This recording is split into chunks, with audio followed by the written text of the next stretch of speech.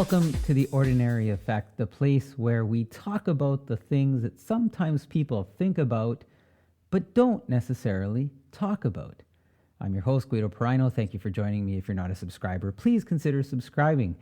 You know, sometimes we go looking for, hey, what are we going to talk about this week? What's the trend? What's going on? What's of interest? And then other times a story sort of falls into your lap, and I think this is what happened this week. We're going to talk a little bit more about the fastest way to lose an opportunity and not even realize it, and we're going to put a music spin on it. An independent artist reached out to a radio station and asked a simple question. Will you play my song if I am an independent artist? Now, that question, as simple as it sounds, tells you a lot. It tells you that the artist is unsure. It tells you that they're trying to understand how this all works. And more than anything, it tells you they're hoping the answer is yes. So the station they reached out to, one that I know very well, the Path Radio, or thepathradio.com is where you can find them. Now, they answered exactly the way that you'd expect a station like that, an internet radio station, to answer. There was no gatekeeping. There was no runaround, no industry politics, just a straight response. Submit your song through the proper channel, and it'll be considered. That's it. Now, here's where this starts to matter a bit, because what most people don't realize is that moments like this is where the real work actually begins. Not when the song gets played, not when the audience reacts, and you want that positive reaction, not when the numbers come in. It starts here in how you handle the process and yourself. So the artist follows up. And honestly, the follow-up is strong. They ask about rights. Am I losing anything by submitting my song? That's a fair concern. They ask whether already released music is acceptable. Also a good question. They mention where they're from. They share links. They're engaging. This is someone who's trying. And the response they get back reflects that. The station explains that it's licensed, that it reports plays, that it's not in the business of taking anything from artists. It points them towards SOCAN, towards proper registration, towards making sure their work is protected and trackable. It even goes a step further and says, if you want to understand this better, there's a session coming up. Come learn how this works. It's free. Now, none of that is a brush off. None of that is a barrier. That is an open door with someone standing there saying, here, let me show you how to walk through it. In a world where there's a lot of music released, this is a very important thing to understand and appreciate when you have a station, a radio station, willing to provide you some additional guidance. Now, a few days go by, and the artist comes back again. They've submitted their song.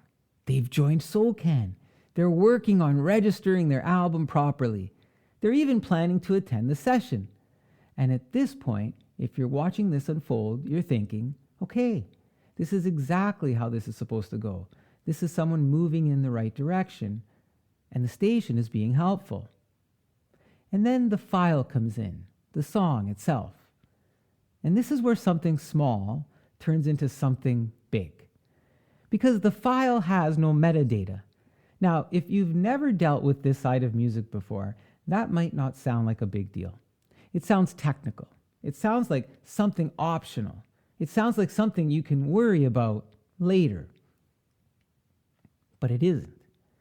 Metadata is how the system knows who you are. It's how a song gets tied back to an artist. It's how plays get reported. It's how royalties get tracked. It's how you get credit for your own work. Without it, the song can exist, it can be played, but it's essentially disconnected from the person who created it. And so the station responds. And the response is clean, direct, and honestly helpful. Your file has no metadata. If it's played like this, you won't get credit and no one will know it's you. The intent here is that it's the artist's responsibility to fix. If they choose not to submit it, that's their decision after. If they choose not to correct it, it's their decision. But what they were told was not rejection. It was protection. It was someone saying, hey, we could play this, but it won't actually help you the way you think it would. And this is the moment where everything turns. Because what comes back isn't a question. It isn't, hey, how do I fix this? It isn't, can you point me in the right direction? It isn't even hesitation. It's assumption. We all know those with that word, the first three letters, how it starts. The response shifts immediately into something else entirely.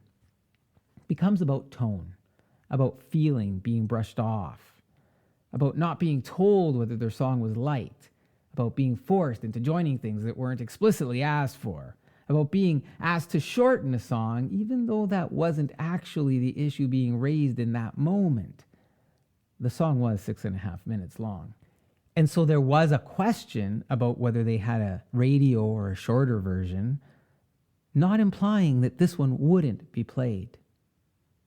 Look, you can feel it when you read the entire response. The artist isn't responding to what was said anymore. They're responding to what they think was meant. There's also a line in there about not being 15 or 20 years old, about not wanting to jump through hoops, about not needing a pat on the back, and then it lands on the decision that matters most. They're not resubmitting. They're not changing anything. They're out. And just like that, the opportunity is gone.